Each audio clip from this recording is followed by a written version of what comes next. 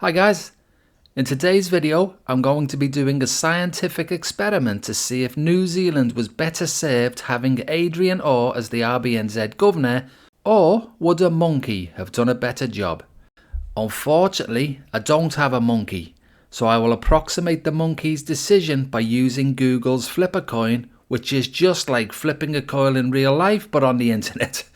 The complete, unedited, continuous recording of all the actual coin flips will be shown in the background of this video.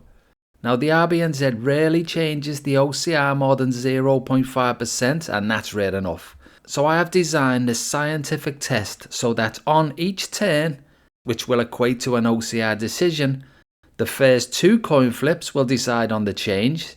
So, for example, 2 heads will equal no change in the OCR. 1 tail plus 1 head will equal OCR raise. 1 head plus 1 tail will equal OCR drop. And 2 tails will also equal no change in the OCR. So if it is no change, we will move on to the next OCR decision.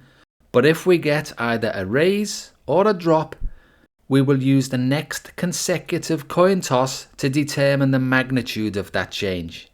So on the next coin flip, heads will equal a raise or a drop of 0.25%, and the tails will equal a raise or a drop of 0.5% depending on what the last 2 flips were.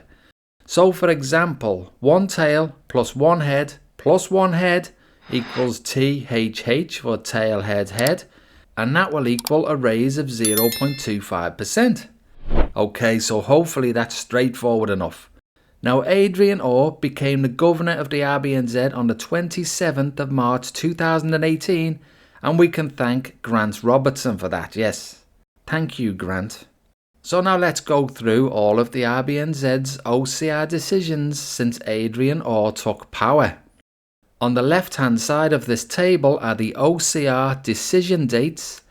Then we have the OCR change, if any, on that date.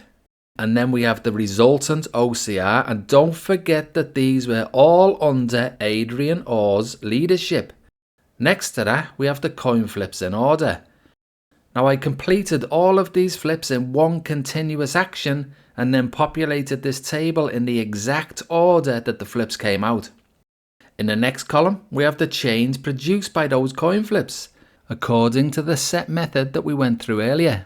So as a reminder, 2 heads equals no change. 1 head plus 1 tail equals OCR drop. 1 tail plus 1 head equals OCR raise. And 2 tails equals no change. And then if it's no change, we move on to the next OCR decision. But if we get either a raise or a drop, we will use the next consecutive coin toss to determine the magnitude of that change, which if it's heads will be up or down 0.25%. And if it's tails, it will be up or down 0.5%. So from that, THT, which is tails, heads, tails, would equal raise 0.5%. If it's THH, it will equal raise 0.25%. If it's HTH, it will equal drop 0.25%. If it's HTT, it will equal drop 0.5%. And if it's HH or TT, it equals no change. Now the final column in this table is the resultant OCR with the monkey in control. As you can see from this experiment, the monkey is a lot less erratic than Adrian Orr in its decision making. In fact, you can see with the monkey that the OCR stayed between 1.5% and 3.25%. Also with the monkey, there was no money printing, therefore nowhere near as much inflation would have been created, which also means nowhere near as much destruction of the New Zealand dollar. With the monkey in control, there would also have been no massive increases in house prices because the monkey kept the OCR range so limited. And it goes without saying that the monkey would not have removed LVR restrictions or come up with the FLP or funding for lending program because obviously the monkey is not stupid. Now it does need to be pointed out for fairness that the monkey did not have external inflation to contend with, but that was created by many central/reserve banks around the world, who it could be argued at this point would have been better off being ran by a monkey too. Now I would like to add the disclaimer that I only performed this test once and these are the actual results.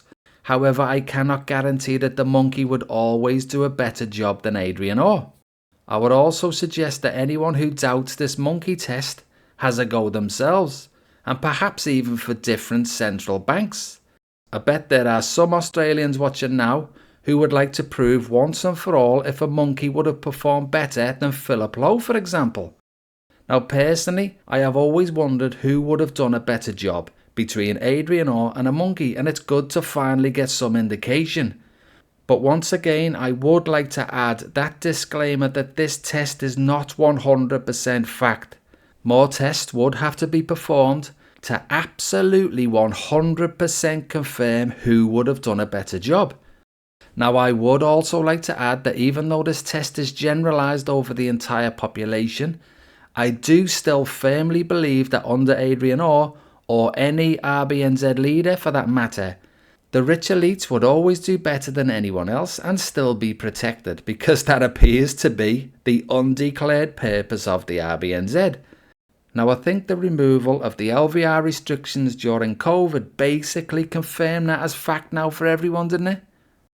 So yes guys, this limited test indicates that to have a stable economy, a strong and undiluted currency, a stable housing market, and a complete halt to widening inequality, we would have been better served by a monkey, and it would have only cost us a few bananas and maybe a rope swing. Maybe that is something that the next government, if they actually want a stable economy, a strong and undiluted currency, a stable housing market, and a complete halt to widening inequality, could consider. But obviously, they would have to actually want that and not pretend to want that, whilst getting the unelected RBNZ to manipulate everything in order to make the rich richer and the poor poorer, like what happens now. And before I go, I would just like to remind you that the RBNZ has a direct cost to the taxpayer of upwards of $150 million per year, and I would argue an indirect cost to the taxpayer totaling many multiples of that. I would also argue that the massive house price gains that they created and are now trying to lock in is one of the main reasons that so many young Kiwis are leaving New Zealand. So if there is anyone out there who's owed any favours from any zookeepers, now may be a good time to make that phone call for the sake of New Zealand. So thanks for watching guys, please like and subscribe, and I will see you all on the next one. Cheers for that.